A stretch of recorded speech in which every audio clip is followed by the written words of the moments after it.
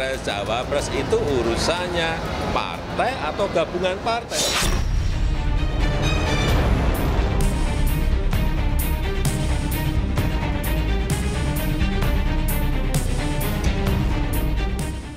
Kepala negara menurut kami sih harus netral ya, tidak boleh cawe-cawe.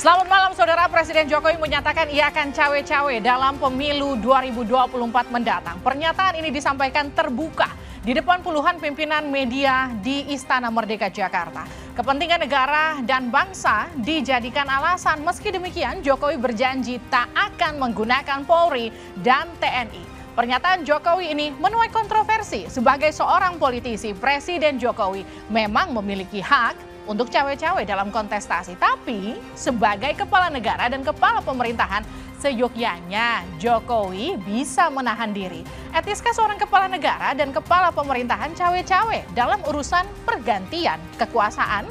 Dan apakah ada jaminan ia tak akan menyalahgunakan wewenang dan kekuasaan?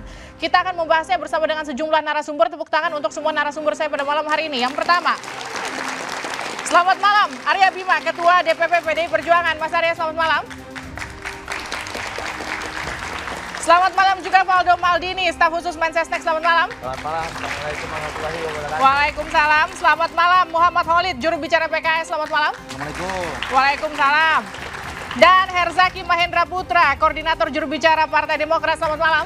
Selamat malam. Assalamualaikum warahmatullahi wabarakatuh. Dan tentu kehadiran Studio Duara semakin semarak dengan kehadiran teman-teman mahasiswa dari UIN Jakarta, Universitas Negeri Jakarta, Universitas Indonesia, Universitas Mercu Buana, dan UHAMKA. Saudara, inilah Dua Arah, saya Liviana Charlisa.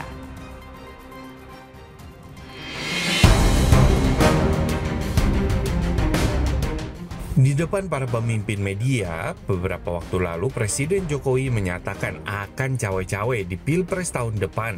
Jokowi berdalih, itu dilakukan demi kepentingan bangsa dan negara. Jokowi pun berjanji tidak akan menggunakan TNI dan Polri. Pernyataan Jokowi ini seolah menanggapi kritik dari Koalisi Perubahan untuk Persatuan yang meminta Jokowi supaya tidak cawe-cawe di Pilpres 2024. Jokowi nggak usah ikut cawe-cawe, Pilpres biar urusan parpol, dan husnul khotimah di 2 tahun terakhir ini saja, insya Allah masyarakat akan mengenang. Biarkan masyarakat punya hak untuk mendapatkan calon presiden tanpa harus ada yang cawe-cawe.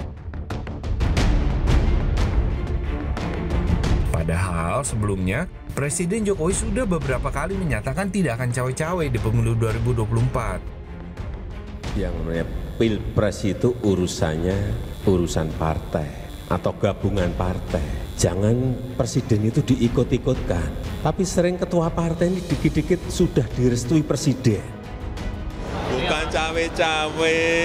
Oh, itu diskusi aja kok cawe-cawe. Diskusi. Saya tadi kan sampaikan, saya ini juga pejabat politik. Tapi bukan cawe-cawe. Urusan capres, cawapres itu urusannya partai atau gabungan partai. Apa konstitusi yang dilanggar dari situ? Nggak ada. Tolonglah mengerti bahwa kita ini juga politisi, tapi juga pejabat publik. Presiden Jokowi memang sering terlihat akrab dengan dua baca pres, yaitu Ganjar Pranowo dan juga Prabowo Subianto. Di acara bersama para relawan, Jokowi seperti ingin menegaskan pengaruhnya. Namun, hasil terbaru dari survei Litbang Kompas di Mei 2023 merilis sebanyak 90,35% responden menyatakan sangat penting bagi presiden untuk bersikap netral di pemilu 2024. Etis nggak sih seorang kepala pemerintahan cawe-cawe dalam urusan pergantian kekuasaan? Dan apakah ada jaminan kalau dia tidak akan menyalahgunakan wewenang dan kekuasaan?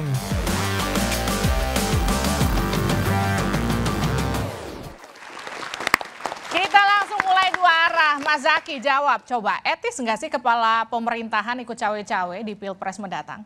Ya, kalau dari kami melihatnya begini nih, ada dua hal mesti dipahami. Kalau bicara etis tidak etis, jelas. Kalau dari kami tidak etis.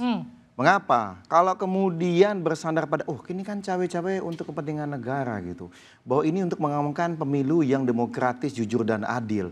Loh, itu bukan cawe-cawe namanya. Kalau cawe-cawe itu ikut-ikutan gitu. Mengurus, membereskan, melakukan.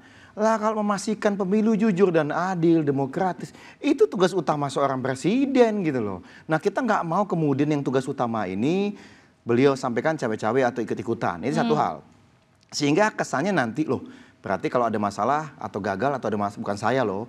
Kan saya hanya ikut-ikut aja nih. Nah itu kan nggak benar namanya, cuci tangan gitu kan. Nah, tapi yang kedua kalau misalnya bagus, wah dapat kredit beliau.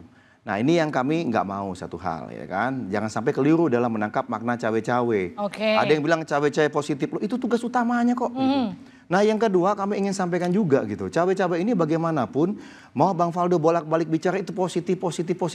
Di publik udah tahu kok gitu. Cawe-cawe itu maknanya jelas-jelas negatif gitu.